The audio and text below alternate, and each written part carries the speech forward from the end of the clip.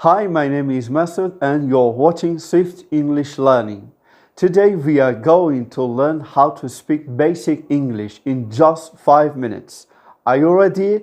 Let's go. What's your name? My name is Jack. Where are you from?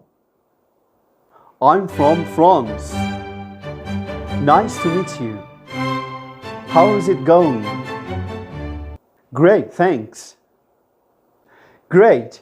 Now let's see how we use these phrases in a conversation. In this next part, I'll show you a simple conversation between two people. Listen and watch carefully. Then we'll practice together. Hello. Hi. My name is Jack. What's your name? My name is David. How's it going, Jack? Great, thanks. And you? I'm fine. Where are you from? I'm from Italy, but I grew up in England. What about you? I'm originally from the USA. Nice to meet you.